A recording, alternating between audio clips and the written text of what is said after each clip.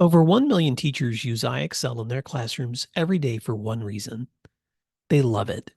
The gold standard teaching and learning solution, IXL provides thousands of instructional resources, actionable analytics, and assessments to increase teacher capacity and effectiveness. IXL takes the guesswork out of lesson planning with ready-made plans.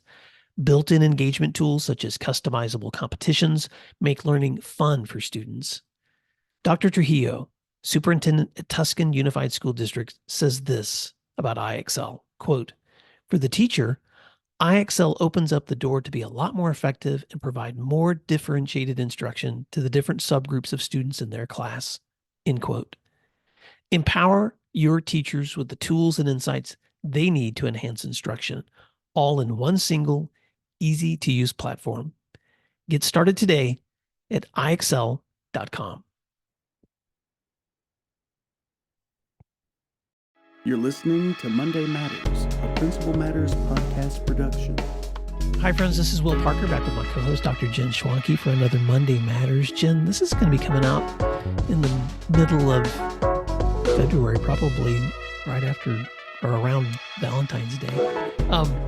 But recently, my wife and I, my Valentine and I, we got to travel down to Pensacola, Florida for a wonderful milestone. My nephew, Stephen, was graduating as a flight officer from the Naval Aviation Academy down there. So I wanted to just talk about that with you today because it was a neat moment of being in this wonderful National Aviation Museum, planes hanging from the ceiling in every direction and flags flying and all of the officers and their families seated in the crowd with this stage full of men in their uniforms and stripes. And there was an admiral who stood up during the ceremony to just give a speech on behalf of the U.S. Navy. He had traveled from Washington, D.C. from his post there.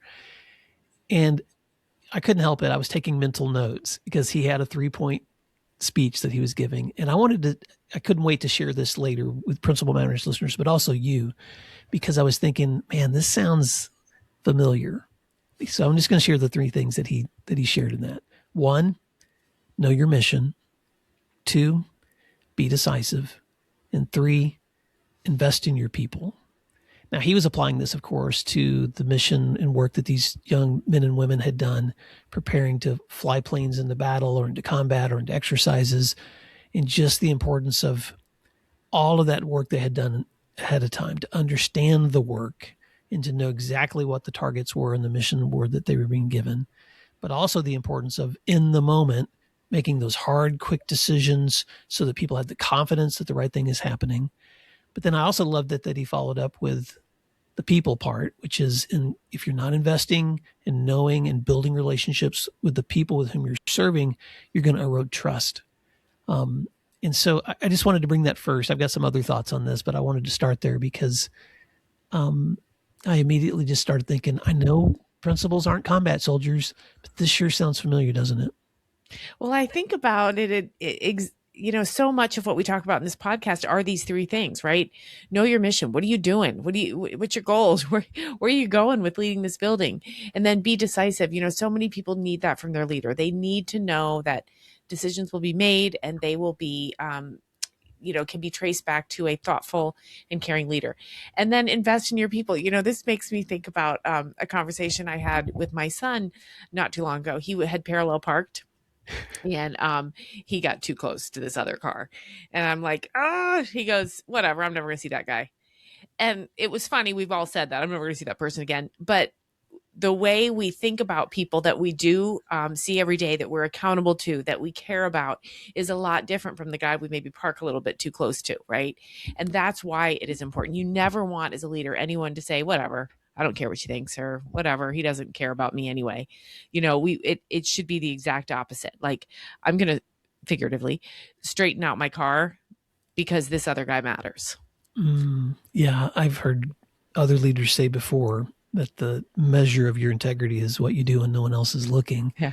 And that's confronting for me too, because there are times that I think the same thing when I'm in a crowd or on a plane or stuck in an airport. Right. This person probably never see me again, but you know what? That moment still matters. Right. I want to come back to each of these just and park on each one for just a minute, Jen, because I want this thought partnership to be helpful for Principal Matters leaders.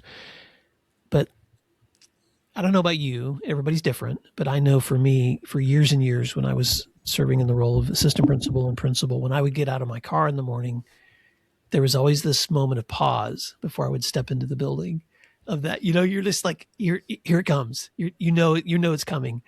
And sometimes in my better days, I would kind of rehearse in my mind, why am I getting ready to step in this building? And if I was honest, some of the days my thoughts were, because I want there not to be chaos, because I want there not to be conflict today. And I want to just try to stop as much craziness as I can and make sure that kids behave and teachers have what they need. And then I would reset on my better days and go, yeah, but why am I really stepping into this building?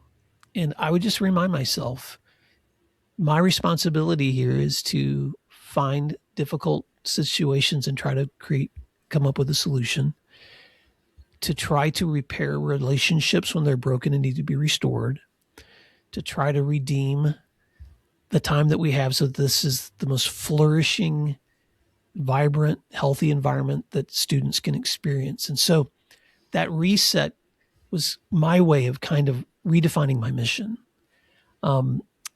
And so I just want to say that to leaders, because I know sometimes, especially this time of the year, you're just dreaming of spring break. You can't wait for the end of the school year, and that's to be expected.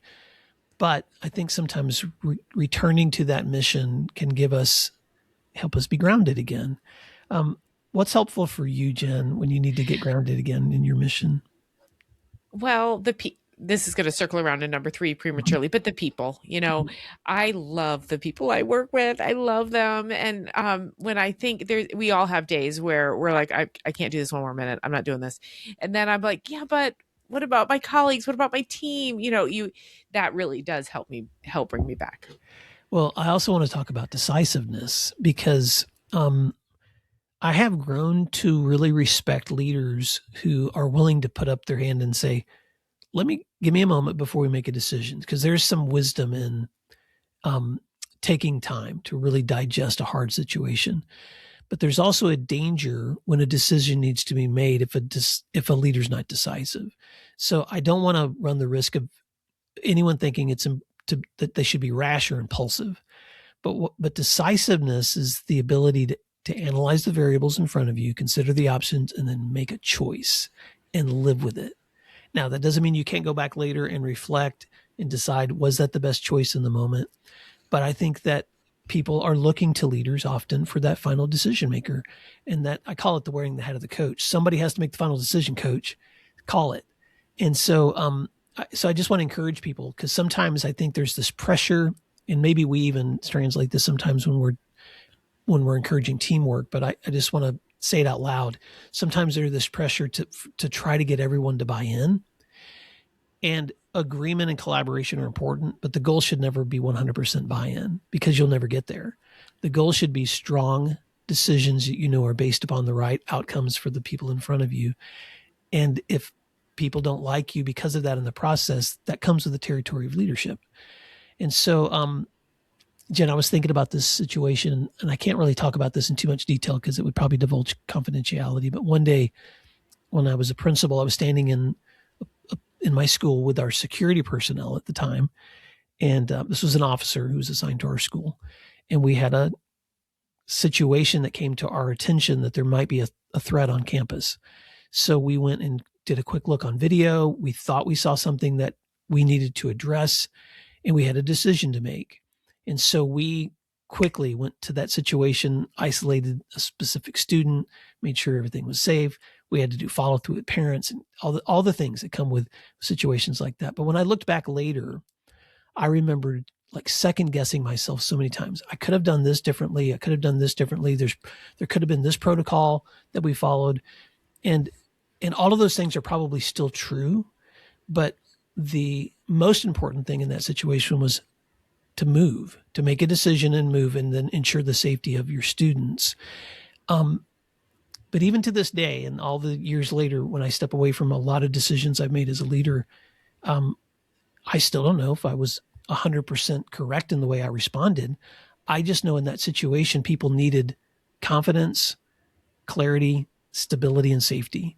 And so I just want to say that out loud because you're never going to do it perfectly. But I think it's important for people to feel that sense that someone's making the call, and usually that's going to be you. Well, and like you said, we can't confuse decisiveness with impulsiveness or speed or, um, you know, even confidence, really. Decisiveness is being comfortable with everyone looking at us and saying, okay, what's the call, coach? That's what decisiveness is. When you think about your years, because you've worked across the spectrum, but in elementary, especially, and because I was such a secondary guy and you're an elementary person too, um, I don't know. Do you discern a difference in those settings? Well, it's people forget that I spent 15 years at the middle school level. And Right. so I moving to elementary, yes, I spent the first year saying, what is going on here? Right? Because yes, it's the way you make decisions might not necessarily be different, but certainly the input you need to get, the perspectives you need to gather, and the way you deliver the information. Absolutely. Because I will stand here and say, people will disagree with me, but I will stand here and say elementary parents are different. Um, Elementary teachers are different, not different bad. They just they work in a different setting, so their minds are in a different place than their middle and high school colleagues. I would even say that middle school is different than high school. Now that I know a lot more about high school, they're all different. And there's this great phrase that I do believe, and it's we are what we teach, meaning, we kind of absorb the mindsets and the speed and the expectations around us. And so the critical thing, and we sound like broken records here, is knowing the people, Mm-hmm. knowing the community, and knowing how decision making will be perceived. And for anybody who's new in their job, I would say it takes time. I just talked to an assistant principal a couple of weeks ago, and she said, for year 4, and I finally feel like I know these people. It takes time. It Yeah. really does. Well, that's one of the reasons I asked that question, Jen, is because in that third category, invest in your people, Mm-hmm. relationship building is going to look different from place to place. I'd work Sure. with leaders who lead very small schools with a staff they can wrap their arms around. I lead other leaders who have 2,000 students and staff so big they have to split up the time that who gets to talk to which teachers because it's never clear who they're going to get Right. to see in a week. And so, relationship building is going to look different from place to place, but the essentials are the same. People want Right. to know that you know them as a person, you care about them, that you care about their family, that you care about their hobbies, that you take the time to get to know the people in your building beyond just your office.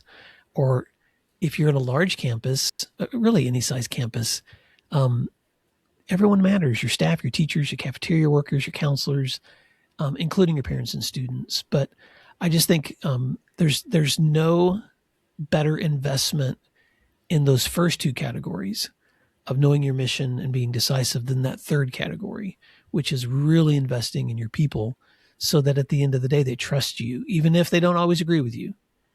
They trust you and respect you as you're moving forward. Um, Absolutely.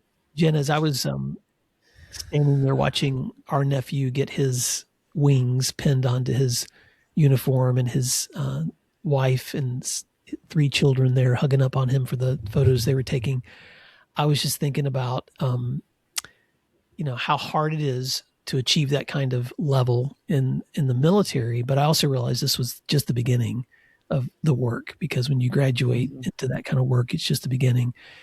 And it was just a good reminder to me that even in leadership, we never stop learning. You and I never stop learning in this work.